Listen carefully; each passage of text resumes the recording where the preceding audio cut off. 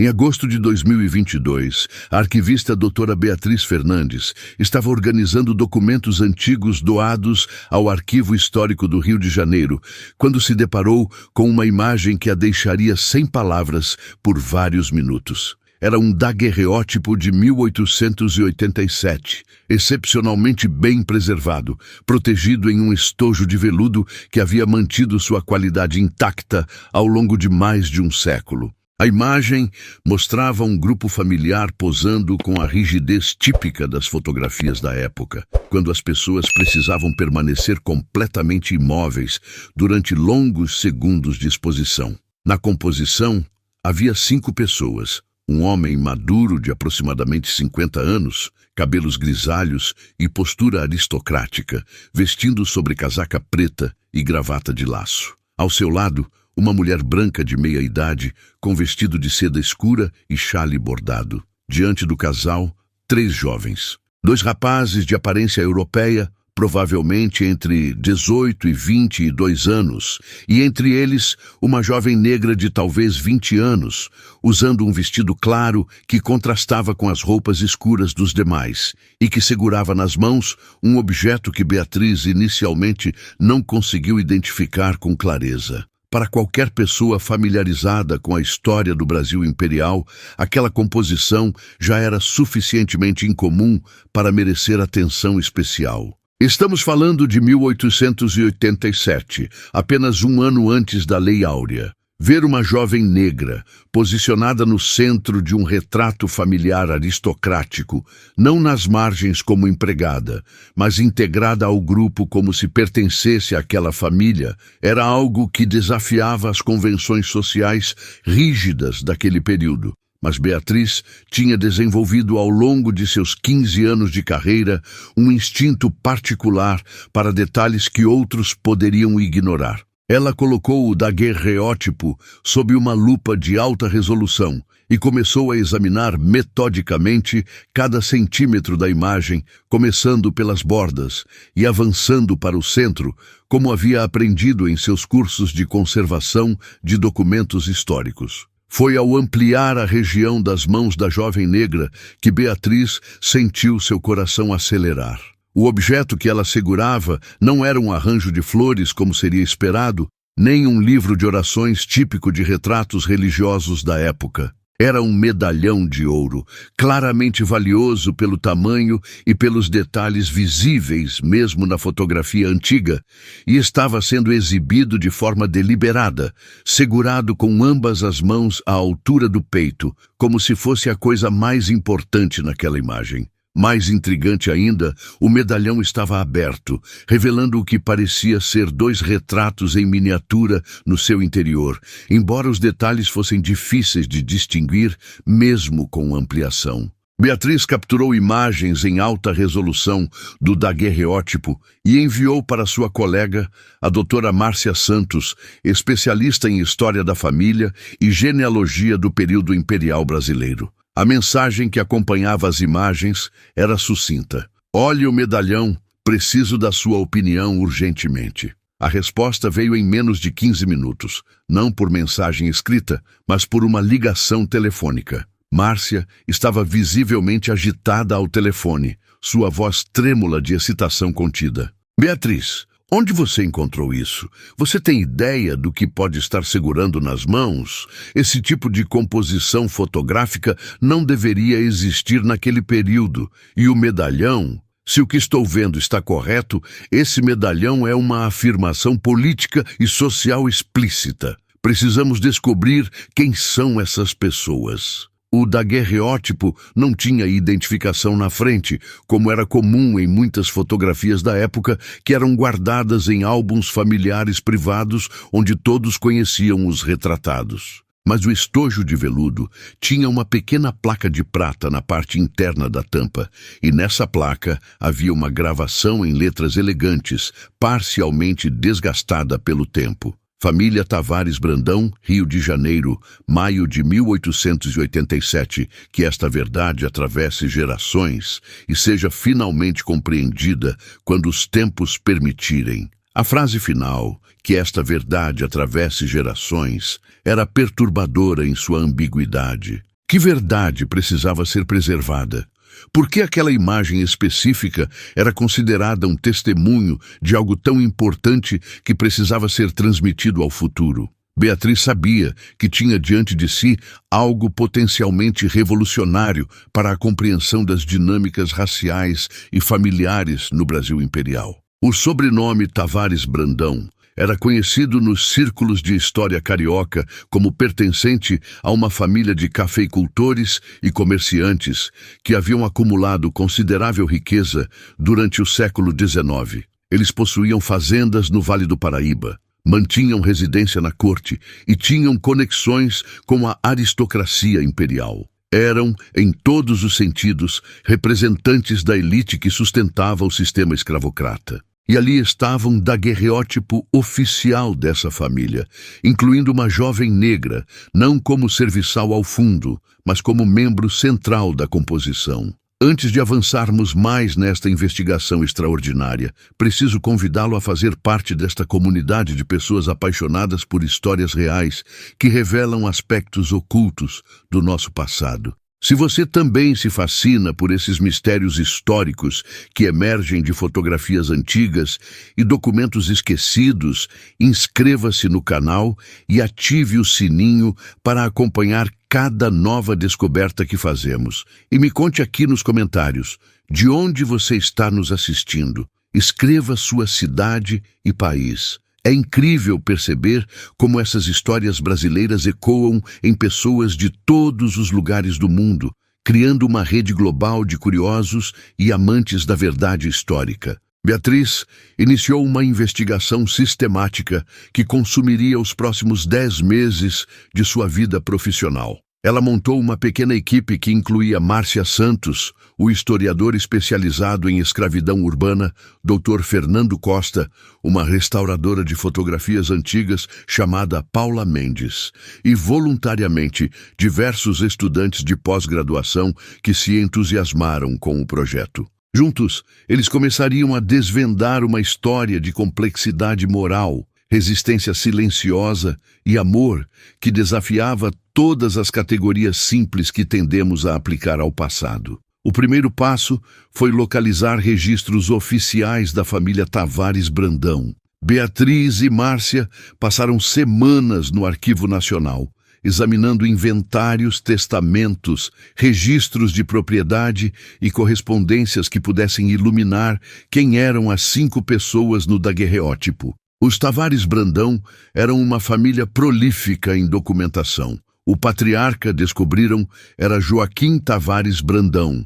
nascido em 1837, que havia herdado fazendas de café de seu pai e expandido os negócios para incluir comércio de importação de produtos europeus. Ele havia se casado em 1865 com Amélia da Costa Tavares, filha de outra família de cafeicultores, e o casal teve 3 filhos. Rodrigo, nascido em 1866, Alberto, nascido em 1869, e uma filha chamada Laura, nascida em 1871, que havia falecido ainda criança em 1874. Mas a composição do daguerreótipo mostrava 3 jovens adultos, não 2. Se Rodrigo teria 21 anos em 1887 e Alberto 18, quem era a terceira pessoa, a jovem negra que segurava o medalhão? Nos registros oficiais da família não havia menção a nenhuma terceira filha adotada ou agregada. As listas de pessoas escravizadas pertencentes à propriedade dos Tavares Brandão eram extensas, documentadas meticulosamente em inventários e declarações de impostos, como era exigido por lei. Havia dezenas de nomes, idades, descrições de habilidades e valores atribuídos a cada pessoa, um catálogo horrível de vidas reduzidas a mercadorias. Entre esses nomes, Beatriz encontrou uma Rosa, descrita como tendo nascido em 1867, filha de Josefina, ambas classificadas como escravas domésticas da residência urbana da família no Rio de Janeiro. A descrição de Rosa nos documentos de 1880 incluía um detalhe que chamou a atenção de Beatriz: moça de cor. habilidosa em costura fina e trabalhos de agulha, alfabetizada. O fato de que Rosa era alfabetizada era extraordinário o suficiente para ser mencionado especificamente, o que sugeria que essa característica era considerada relevante, talvez valiosa, para a família. Pessoas escravizadas alfabetizadas eram raras no Brasil imperial, e quando existiam, geralmente era porque serviam a funções específicas que exigiam essa habilidade, como a manutenção de correspondências ou a organização de documentos. Mas havia algo mais naquele registro, algo que só se tornaria claro quando Beatriz encontrasse outros documentos complementares. No arquivo da Cúria Metropolitana do Rio de Janeiro, onde se guardam registros paroquiais antigos, Beatriz localizou certidões de batismo da família Tavares Brandão. Os dois filhos, Rodrigo e Alberto, haviam sido batizados na igreja de São Francisco de Paula, como era costume entre as famílias aristocráticas da corte. Mas havia uma terceira certidão, datada de março de 1867, que registrava o batismo de uma criança chamada Rosa, filha de Josefina, escrava da casa dos Tavares Brandão.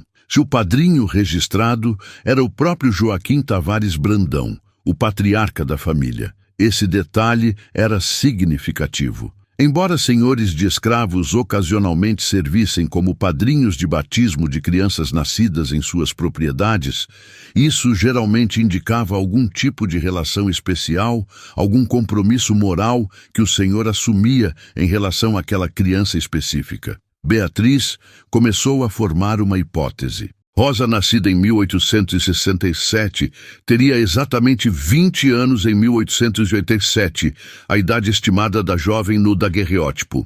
Ela era filha de Josefina, uma mulher escravizada que trabalhava na residência urbana da família. Joaquim Tavares Brandão era seu padrinho de batismo, o que estabelecia um vínculo formal de responsabilidade. E, de alguma forma, em 1887, um ano antes da abolição, Rosa aparecia em um retrato formal de família, não nas margens, mas no centro, segurando um medalhão valioso como se fosse uma declaração de pertencimento.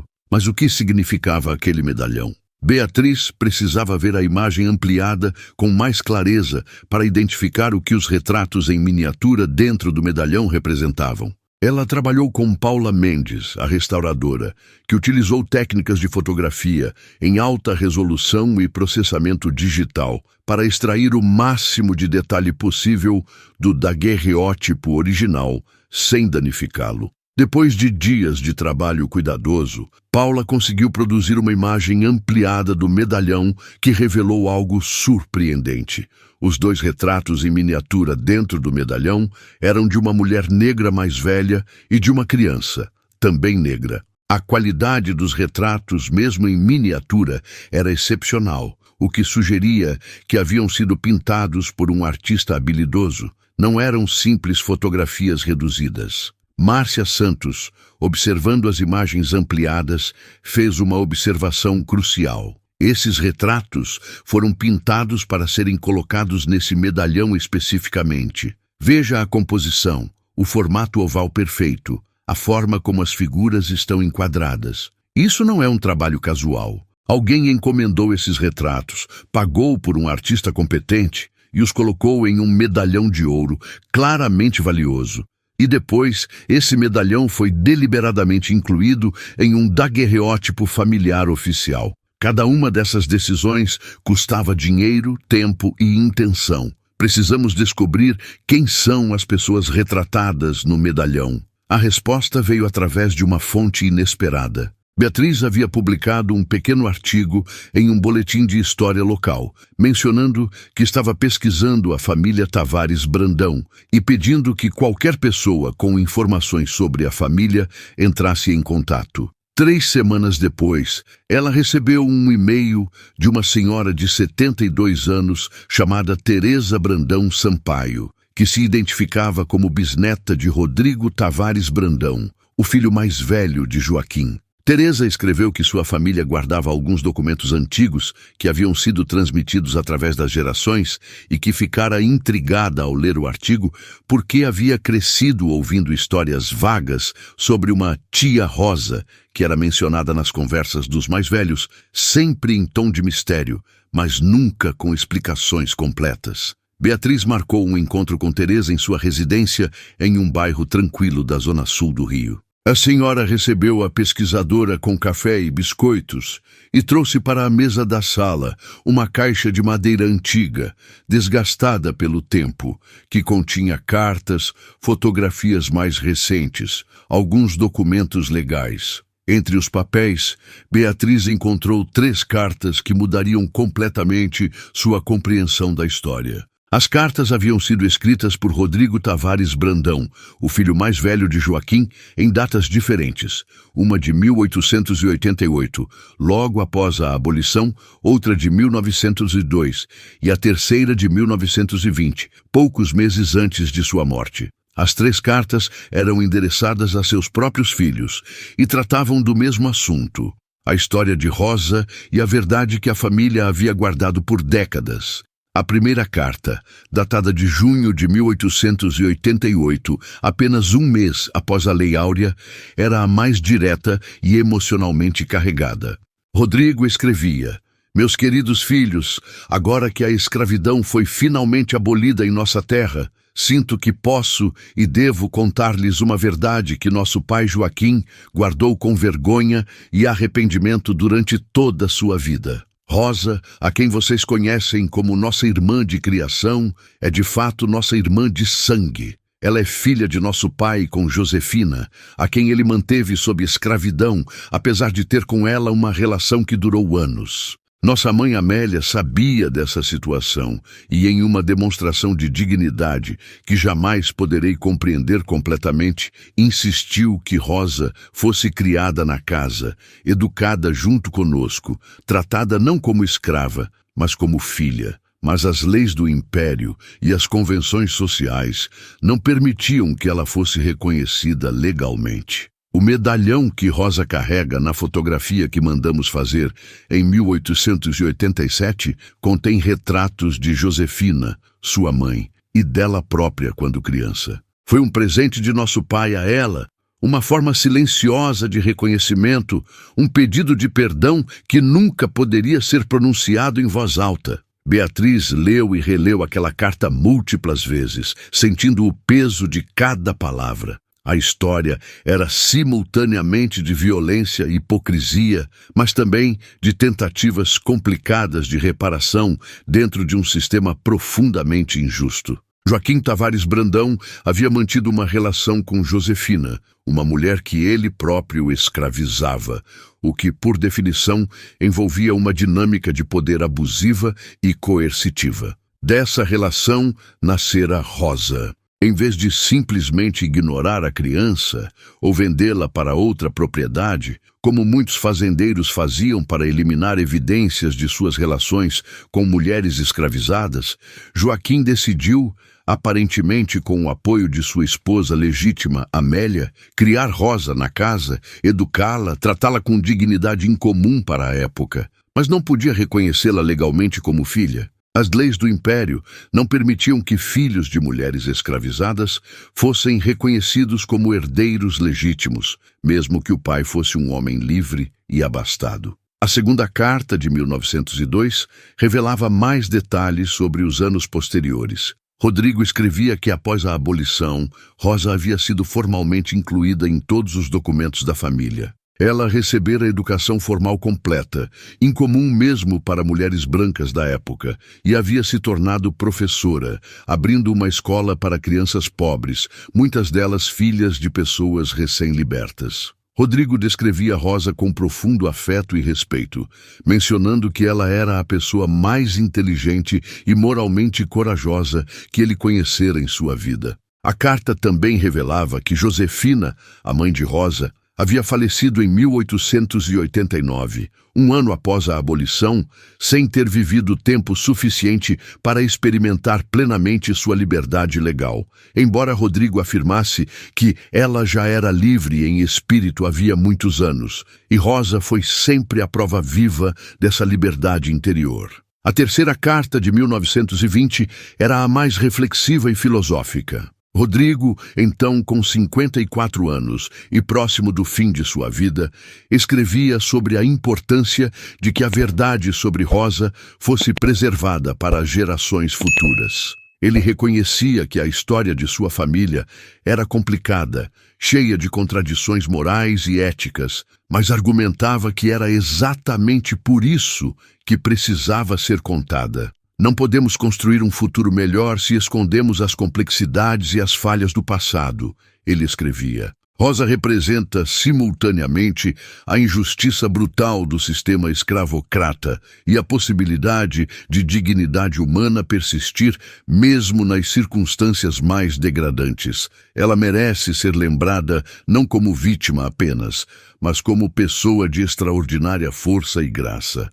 Compartilhe esta descoberta com alguém que também se interessa por entender as camadas ocultas da história brasileira. Use o botão de compartilhar e ajude a espalhar essas narrativas que nos ajudam a compreender melhor de onde viemos e quem somos como sociedade. Beatriz agora tinha uma narrativa mais completa, mas ainda havia lacunas importantes. O que havia acontecido com Rosa após a abolição? Ela havia casado, tido filhos, construído uma vida além da sombra da família Tavares Brandão? Teresa, a bisneta de Rodrigo, que havia compartilhado as cartas, disse que havia ouvido menções vagas de que Rosa havia se casado com um médico negro em 1890 e que tivera uma família própria, mas não tinha detalhes específicos. Beatriz decidiu investigar registros de casamento em cartórios do Rio de Janeiro do período entre 1888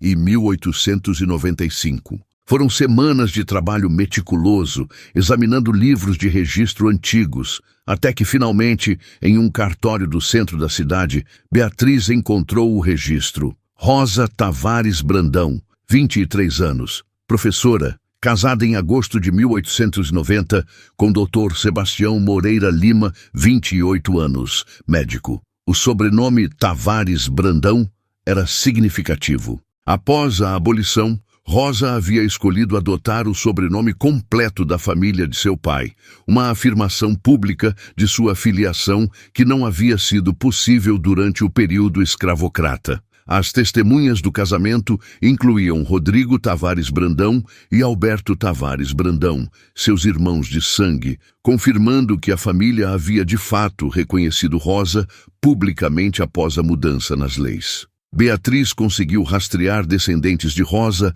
através de registros genealógicos. Rosa e Sebastião tiveram 4 filhos, 2 meninas e 2 meninos, todos educados, todos bem-sucedidos em suas respectivas carreiras. A linhagem continuava até o presente, e Beatriz conseguiu localizar uma trineta de Rosa, uma professora universitária chamada Léa Moreira Santos, de 65 anos, que vivia em São Paulo. O encontro entre Beatriz e Léa foi profundamente emocional. Léa sabia que descendia de Rosa, mas não conhecia todos os detalhes da história de sua ancestral. Quando Beatriz mostrou o daguerreótipo de 1887, ampliado para revelar claramente o medalhão nas mãos de Rosa, Léa começou a chorar silenciosamente. Toda a minha vida eu soube que vinha de uma mulher forte, Léa disse, sua voz trêmula, mas não sabia exatamente o quão extraordinária ela foi. Ver essa fotografia, ver minha tataravó segurando esse medalhão como uma declaração de que ela existia, de que ela importava, de que sua mãe importava, isso me dá uma compreensão completamente nova de onde eu vim. Léa revelou que a família havia guardado alguns objetos pessoais de Rosa através das gerações. Entre eles estava um pequeno baú de madeira que continha cartas, um livro de orações, algumas fotografias mais recentes de Rosa já idosa e, surpreendentemente, o próprio medalhão original que aparecia no daguerreótipo de 1887. Beatriz não conseguia acreditar no que via. O medalhão estava ali, físico, real, ainda contendo os 2 retratos em miniatura de Josefina e da própria Rosa criança. O objeto havia atravessado mais de 130 anos, passando de mão em mão, através de 5 gerações, carregando consigo a memória silenciosa de uma história de sobrevivência e dignidade. Léa permitiu que Beatriz fotografasse o medalhão em detalhes e examinasse as miniaturas pintadas com equipamento de alta resolução. As pinturas eram de qualidade excepcional, provavelmente obra de um dos melhores miniaturistas do Rio de Janeiro da década de 1880.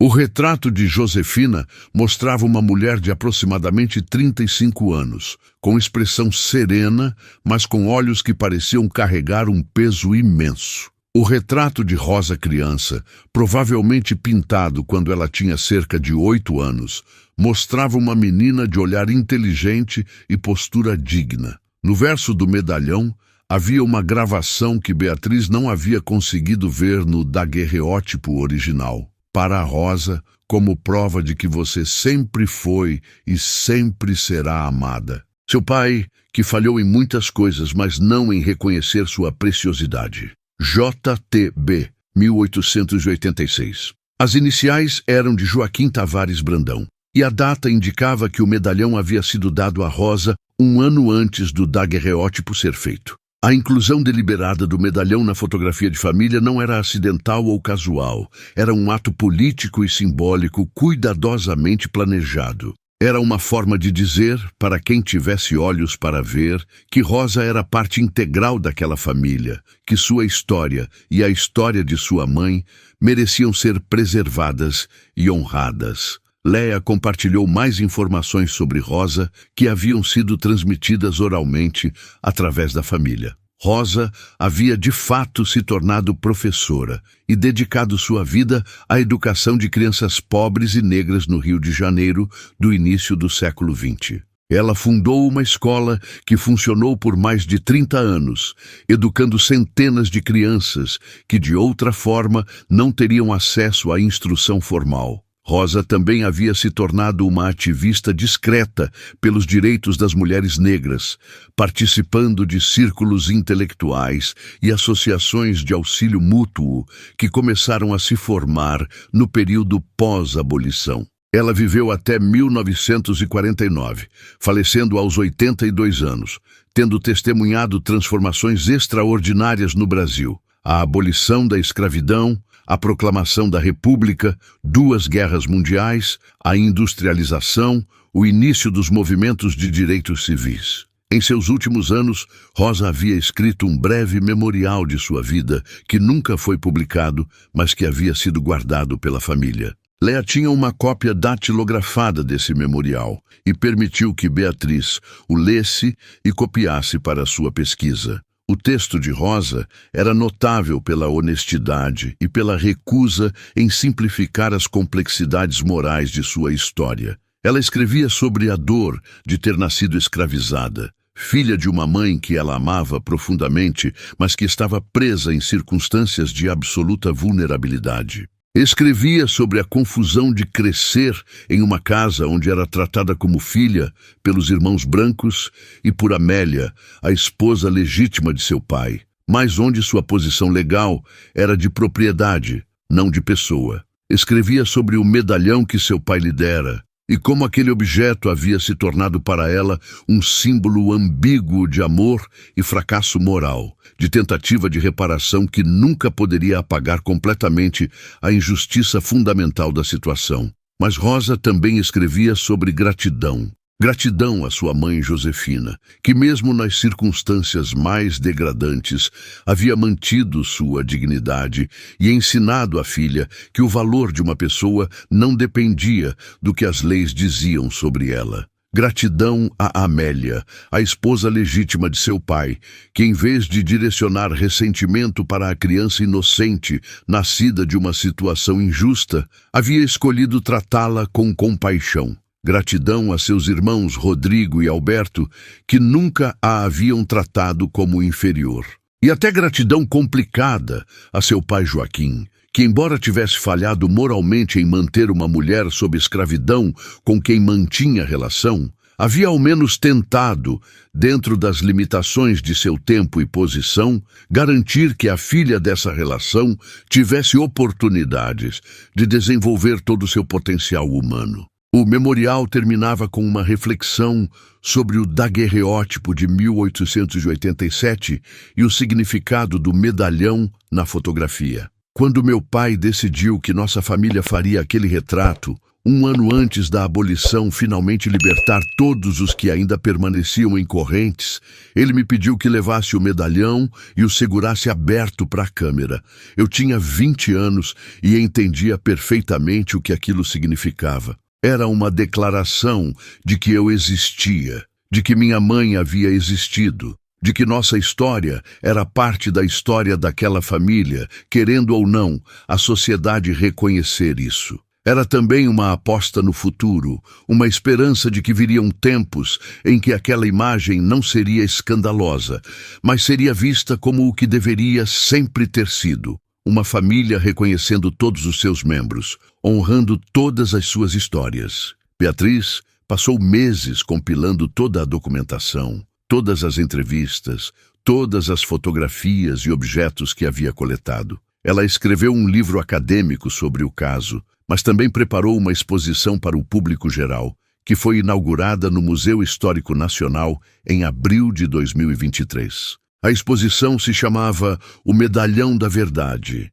uma família brasileira entre escravidão e liberdade, e apresentava o daguerreótipo original em tamanho monumental, o medalhão físico em uma vitrine especial, as cartas de Rodrigo, o memorial de Rosa e contexto histórico extensivo sobre as complexidades das relações familiares e raciais no Brasil imperial e pós-abolição. A exposição atraiu mais de 15 mil visitantes nos primeiros 4 meses. Muitas pessoas vinham, paravam diante do daguerreótipo ampliado, observavam o medalhão nas mãos de Rosa e ficavam visivelmente emocionadas. A imagem havia tocado algo profundo na consciência coletiva brasileira, uma sociedade que ainda estava e continua tentando compreender e processar o legado de mais de 300 anos de escravidão e as formas como esse legado continua moldando as desigualdades e as dinâmicas raciais do presente. Havia algo na postura digna de Rosa, na forma como ela segurava aquele medalhão como uma afirmação de existência e valor que ressoava poderosamente com visitantes de todas as idades e origens. O que você acha que o medalhão representava para Rosa? Era um símbolo de amor, de culpa, de reparação impossível ou de resistência? Escreva sua interpretação nos comentários. Cada perspectiva diferente nos ajuda a enriquecer nossa compreensão coletiva dessas histórias complexas que formam a memória do nosso país. Leia, a trineta de Rosa, tornou-se colaboradora ativa da exposição e deu várias palestras sobre a história de sua família. Em uma dessas palestras, ela disse algo que Beatriz nunca esqueceria. A história de Rosa não é uma história de redenção simples, nem de vitimização passiva. É uma história de uma mulher que nasceu em circunstâncias de absoluta injustiça, mas que recusou ser definida apenas por essas circunstâncias. Ela usou cada oportunidade, cada brecha no sistema opressivo para construir dignidade, educação e, eventualmente, liberdade não apenas legal, mas substantiva. E então ela usou essa liberdade para ajudar outras pessoas. Isso não diminui a monstruosidade do sistema escravocrata, não justifica nada do que foi feito a ela e a sua mãe, mas nos mostra que, mesmo nos contextos mais degradantes, a dignidade humana pode persistir e florescer. A pesquisa de Beatriz também levantou questões importantes sobre como contamos histórias do período escravocrata. É fácil cair em narrativas simplificadas de senhores completamente maus e escravizados, completamente impotentes ou, alternativamente, em narrativas falsamente reconfortantes de senhores bonzinhos que, de alguma forma, redimem o sistema. A história de Rosa e da família Tavares Brandão não se encaixava perfeitamente em nenhuma dessas categorias. Era uma história de contradições morais profundas, de pessoas tomando decisões dentro de um sistema profundamente injusto, onde até as tentativas de fazer o bem estavam contaminadas pela estrutura fundamental de opressão. Joaquim Tavares Brandão havia mantido Josefina sob escravidão enquanto mantinha relação com ela, o que era violência estrutural, independentemente de quaisquer sentimentos pessoais que pudessem ter existido. Mas ele também havia tentado, de formas limitadas e inadequadas, garantir que a filha dessa relação tivesse oportunidades que a maioria das crianças nascidas em circunstâncias similares jamais teriam. Amélia, a esposa legítima, havia escolhido compaixão em vez de crueldade em relação a Rosa, mas vivia dentro de um sistema que lhe dava poder sobre outras mulheres, e ela não usou esse poder para desafiar o sistema de forma fundamental. Rodrigo e Alberto, os irmãos de Rosa, haviam mantido relação afetuosa com ela, mas herdaram e mantiveram a riqueza construída sobre trabalho escravizado. Essas contradições não são desculpas, são simplesmente a realidade histórica complexa que precisamos enfrentar se quisermos compreender genuinamente nosso passado. E Rosa emergiu dessa história não como vítima passiva, nem como heroína mítica, mas como pessoa real, que navegou circunstâncias extraordinariamente difíceis, com inteligência, coragem e compromisso com usar suas oportunidades para ajudar outros. O fato de que ela manteve o medalhão durante toda a sua vida, o fato de que ela insistiu em incluí-lo no daguerreótipo de 1887, o fato de que ela o passou para suas filhas e que ele foi preservado através de 5 gerações, tudo isso fala sobre a importância que ela atribuía a manter viva a memória de sua mãe Josefina e a verdade de sua própria história. O daguerreótipo de 1887 nos convida a olhar não apenas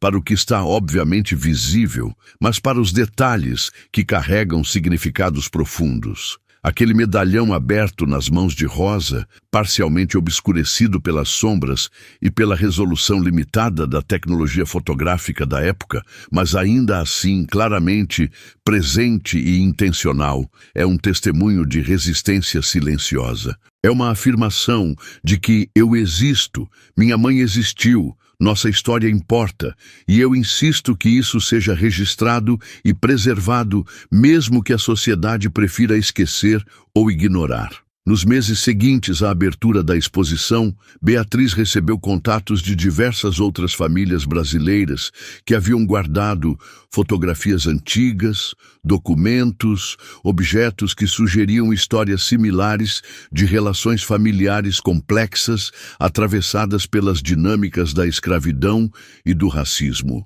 Muitas dessas histórias haviam sido parcialmente esquecidas, reduzidas a rumores vagos ou histórias sussurradas que as gerações mais novas não compreendiam completamente. A exposição sobre Rosa havia criado um espaço onde essas histórias podiam ser exploradas, validadas, compreendidas em toda a sua complexidade. Uma das histórias que emergiram foi particularmente ressonante. Uma família de Salvador, Bahia, entrou em contato com Beatriz, dizendo que tinha um conjunto de cartas do século XIX que mencionavam um medalhão similar dado por um senhor de engenho a uma filha não reconhecida legalmente. Outra família de Minas Gerais compartilhou fotografias da década de 1890 que mostravam composições familiares incomuns, incluindo pessoas negras em posições que não correspondiam aos padrões esperados de serviçais. Cada uma dessas histórias adicionava camadas de compreensão sobre como famílias reais, pessoas reais, navegavam o sistema escravocrata e suas consequências. Beatriz percebeu que havia tropeçado em algo maior do que um único caso extraordinário. Havia uma necessidade coletiva de explorar essas histórias complicadas, de dar nome e rosto a pessoas como Rosa e Josefina, cujas experiências haviam sido sistematicamente apagadas ou simplificadas na memória histórica oficial. O Brasil havia abolido a escravidão, mas nunca havia realmente enfrentado de forma completa e honesta as consequências desse sistema sobre as estruturas familiares, as identidades raciais, as desigualdades econômicas que persistem até hoje. A história de Rosa também levantou questões sobre identidade e pertencimento que continuam relevantes. Rosa era negra, nascida de mãe negra escravizada. Mas era também filha de um homem branco da elite, criada com privilégios incomuns para uma criança em sua posição legal. Como ela navegava essa identidade dupla? Como se via? Como era vista pelos outros? O memorial que ela escreveu sugere que ela abraçou sua identidade como mulher negra, como filha de Josefina, como herdeira de uma comunidade que havia sobrevivido ao horror da escravidão. Mas ela também não negava sua conexão com a família Tavares Brandão, incluindo adotar o sobrenome após a abolição. Identidade, a história de Rosa nos lembra, é frequentemente mais complexa do que categorias simples permitem. Léa, a trineta de Rosa, refletiu sobre isso em uma de suas palestras. Eu cresci sabendo que minha família tinha essa história complexa, essa mistura de diferentes origens, essa memória tanto de opressão quanto de resistência. Durante muito tempo, eu não sabia como processar isso, como integrar esses elementos contraditórios em uma narrativa coerente de quem eu sou. A pesquisa de Beatriz, a descoberta do daguerreótipo e do medalhão, me deu ferramentas para compreender que não preciso resolver essas contradições perfeitamente. Posso honrar a força de Josefina e Rosa, posso reconhecer as falhas morais de Joaquim, posso apreciar a compaixão de Amélia, posso aceitar que tudo isso é parte de quem eu sou. Complexidade não é fraqueza, é honestidade. Essa reflexão sobre identidade e herança complexa ressoou com muitos brasileiros, especialmente pessoas negras e pardas, cuja história familiar frequentemente inclui narrativas complicadas de miscigenação que ocorreu dentro de contextos de profunda desigualdade de poder. O Brasil gosta de se imaginar como uma democracia racial, onde diferentes raças se misturaram harmoniosamente. Mas essa narrativa ignora a violência, a coerção e a injustiça estrutural que caracterizaram grande parte dessa miscigenação. A história de Rosa oferece uma forma de reconhecer tanto a violência do sistema quanto a humanidade e a agência das pessoas que sobreviveram a ele. O medalhão, objeto físico pequeno o suficiente para caber na palma de uma mão, havia carregado através de mais de um século uma verdade que a sociedade brasileira havia tentado enterrar, que famílias brasileiras eram muito mais entrelaçadas racialmente do que a segregação social queria admitir, que essas conexões frequentemente nasciam de violência e injustiça, mas que as pessoas reais envolvidas ainda amavam, ainda esperavam, ainda lutavam por dignidade dentro das circunstâncias limitadas que enfrentavam.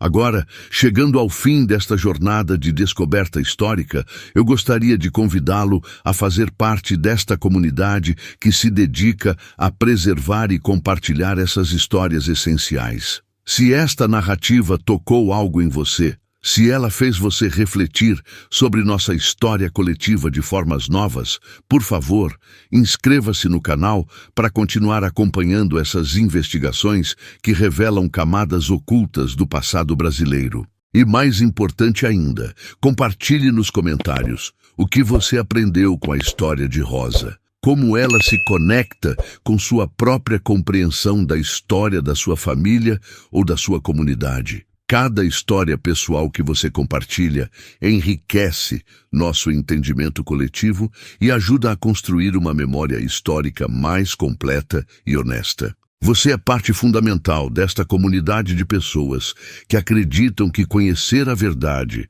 sobre nosso passado, mesmo quando é desconfortável, é essencial para construir um futuro melhor.